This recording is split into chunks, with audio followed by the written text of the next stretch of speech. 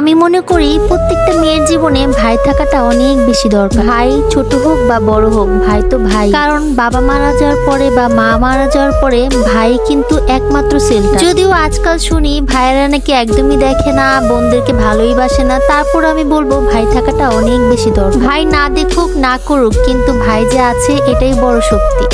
আমার যদি একটা ভাই থাকতো, মাঝে মাঝে অনেক বেশি মন খারাপ হয়। আমার যদি একটা বড় ভাই থাকতো, আমার মনে হয় কি জানেন, প্রত্যেকটা সংসারে প্রথম সন্তানটা ছেলেই হয়। কারণ ছেলেরা যে কাজগুলো করতে পারে মেয়েরা তার অর্ধেকও পারে। যতই আমরা মেয়েরা বলি না কেন ছেলেদের মতো সমান অধিকার চাই, কিন্তু আসলে ব্যাপারটা সেটা হয় না। কারণ ছেলেদের মতো অধিকার ছিল ছেলেদের মতো হওয়া যায়। পুরুষ জাতিকে আল্লাহ অন্যরকম করে বানিয়েছেন, অন্যরকম শক্তি দিয়ে ধৈর্য দিয়ে বানিয়েছেন। যদিও প্রত্যেকটা পরিবারে মেয়েকে রহমত আর বরকত হিসেবে দেখা হয়, সেটার একটাই কারণ আমি মনে করি, কারণ বাবা মাকে প্রথম মেয়েকে নিয়ে অনেক সাফার করতে। পরিবারের প্রথম সন্তানটা যদি ছেলে হয় তাহলে কিন্তু বাবার হাল ধরতে পারে, বাজারে যেতে পারে, দোকানে যেতে পারে, অনেক কিছু করতে পারে, যেটা একটা মেয়ে সহজেই করতে পারে না। তারপর আমরা মেয়েরা অনেক বেশি চেষ্টা করি বাবা মার অনেক কিছুর হাল ধরা। আসলে আমাদের মেয়েদের চেষ্টা আর শক্তি মনোবল অনেক বেশি। তারপরে আল্লাহ তাআলা যা করে আমাদেরকে সাহায্য করে আমাদেরকে এতদূর নিয়ে। এখনকার দিনে মেয়েদেরকে টিকে থাকায় অনেক বেশি কঠিন হয়ে গেছে। পুরুষরা শুধু বাইরের কাজ করে, কিন্তু মেয়েরা কিন্তু বাইরের কাজ, ঘরের কাজ সবই করতে হয়। একটা মেয়ে হয়ে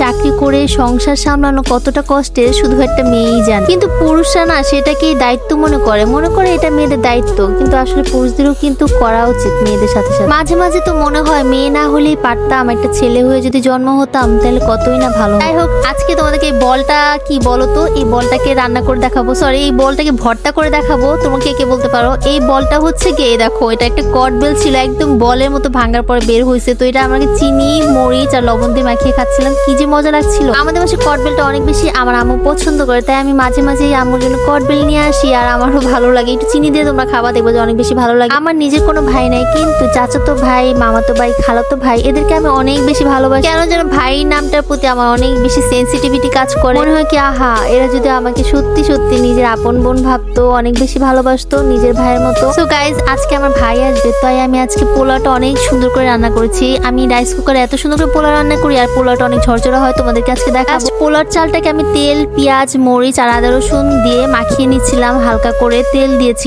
আর যেহেতু গ্যাস নাই সেহেতু আমি নর্মাল পানি দিয়েছি আর একটু লেবু রস দিয়েছি, যাতে পোলাওটা একদমই ঝরঝরা। পোলাও রান্না করার সময় তোমরা অবশ্যই এই টিপসটা ফলো করবা। লেবু রস দিয়ে দিবা, হালকা একটু চিনি দিয়ে দিবা, তাহলে দেখবে পোলাওটা একদমই গলগলে হবে না, ঝরঝরা হবে। সাথে পোলাওটা কিন্তু খেতে অনেক বেশি মজা লাগবে। আর আজকে এই মুরগির রোস্ট রান্না করেছিলাম। আর এই যে দেখো আমার পোলাওটা অনেক সুন্দর হয়েছে। গরম গরম আমি আসলে ভিডিও করতে পারিনি, এতে ঠান্ডা হয়ে যাওয়ার পরে আমি ভিডিও করেছি। আর আজকে হচ্ছে বুট রান্না, যখন ছোট ভাইকে খাওয়াচ্ছিলাম বুটটা রান্না করেছে, ও বলছিল অনেক বেশি মজা হয়েছে। পরে আমি একটু মুখে দিয়ে দেখলাম আসলে তো এত বেশি মজা লাগতো। আজকের বুটটা তেমন একটা মজা হয়নি। তারপর আমার ছোট ভাইয়ের কি বুদ্ধি করে বলতেছে যে মজা হয়েছে, যাতে আমি খুশি হই। আজকে ভাইটা আসছে, অনেক বেশি খুশি লাগতেছিল। আমরা সবাই মিলে মুভি দেখলাম, তারপর খেলাধুলার কথা ছিল, কিন্তু খুব জলদি চলে গেছে, তাই খেলতে পারি। আমরা ভাই বোনরা একসাথে হলে লুডো খেলি, উনো খেলি, অনেক বেশি মজা। চিকেন বানটা এত বেশি মজা ছিল, 70 টাকা দিয়ে কিনে নিয়ে আসছিলাম। তো গাইস, তোমাদের কার ভাই নেই, ভাই নিয়ে আক্ষেপ করো, অবশ্যই কমেন্টস করে জানাবা। Thanks for watching, tata.